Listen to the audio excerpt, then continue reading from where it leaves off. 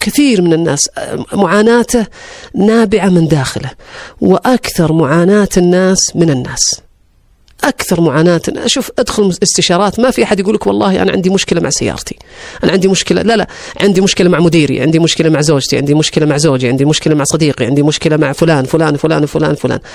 طيب أنت كيف ترسم حدود وتضع سياج وتحافظ على حقوقك دون أن يكون في تعدي ولا ظلم ولا وقاحة مع الآخر، ودون أن تسكت فتزداد جراحك ويطأك الناس وتتألم وتنزف بحجة حسن الخلق، بحجة بسامحه. طيب هب أني أنا سامحتك أستاذ رايد، يعني حاشاك يعني آذيتني في اللقاء، من باب الأدب سكت سكت سكت سكت. طيب أنا الهدف من السكوت ما هو؟ الحفاظ على العلاقة، صح؟ نعم. طيب إذا دقيت علي مرة ثانية سأستقبلك؟ حسب شخصيتك. لا، لن أستقبلك، لأن الإنسان لا يحب مصدر ألمه، وأنت كنت لي في المرة الماضية مصدر ألم، فأنا المرة الثانية سأتحاشاك، ويعني سأوجد آلاف الأعذار لكي لا أتمم اللقاء بك. طيب السؤال، هل أنا حافظت على العلاقة إذن؟ لا. إذن ثمة فرق بين الحفاظ على العلاقة بشكل مؤقت والحفاظ على العلاقة بشكل دائم.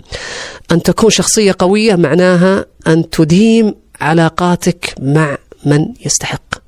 أن تكون شخصية ضعيفة أن تقطع علاقاتك الحية وتأخذ علاقات معلبة وقتية سرعان ما تنتهي.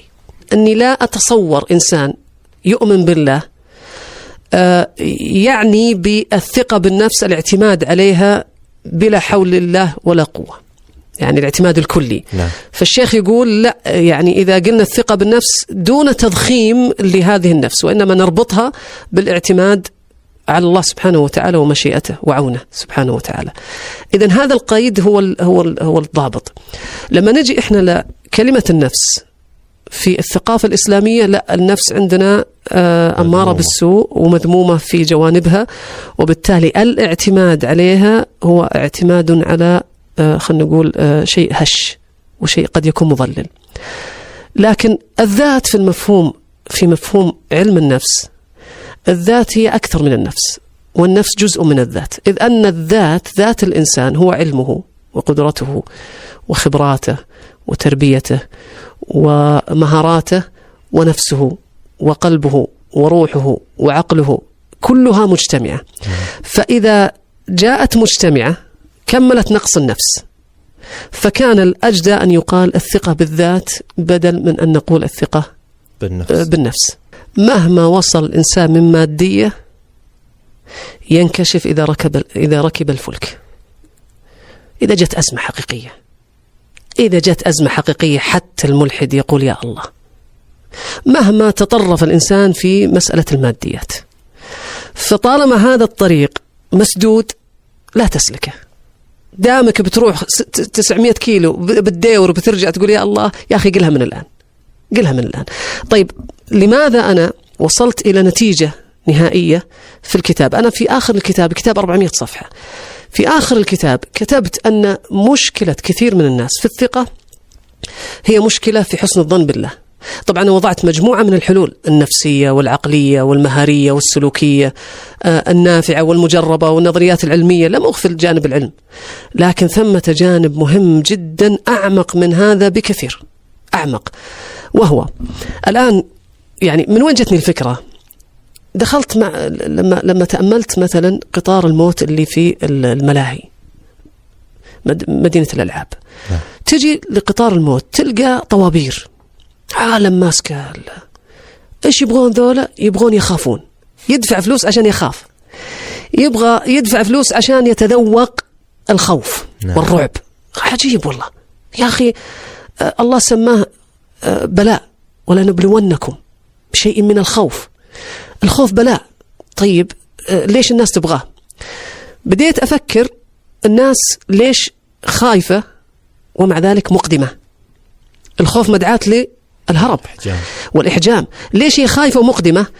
يا رب ليش هم واثقين في الشركة المصنعة وإجراءات السلامة والجودة، اثنين شايفين الناس يطلعون ما في مشاكل.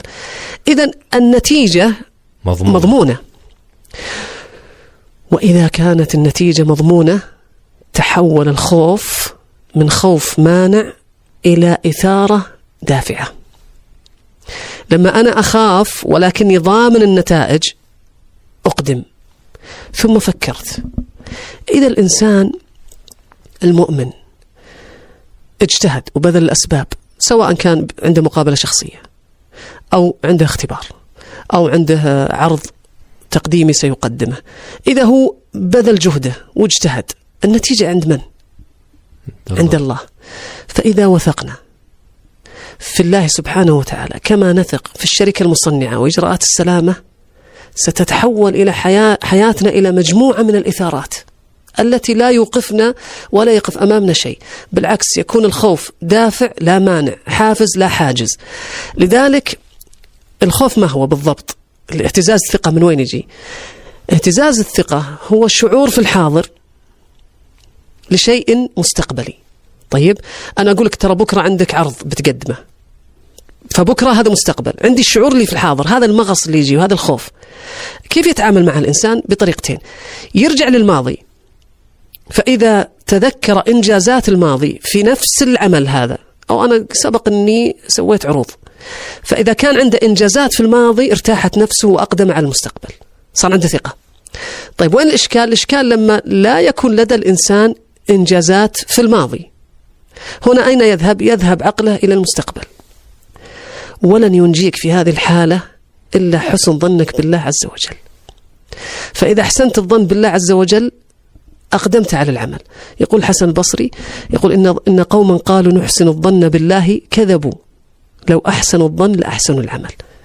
يعني بمعنى لو أنك واثق أنك بتنجح وأن الله بيوفقك لأحسنت العمل واستعددت واجتهدت، لكنك أنت خايف وما عدت واعتذرت وهربت وجبنت، لأنك أصلا ما أنت بواثق أصلا من النتيجة والتي هي بيد الله سبحانه وتعالى.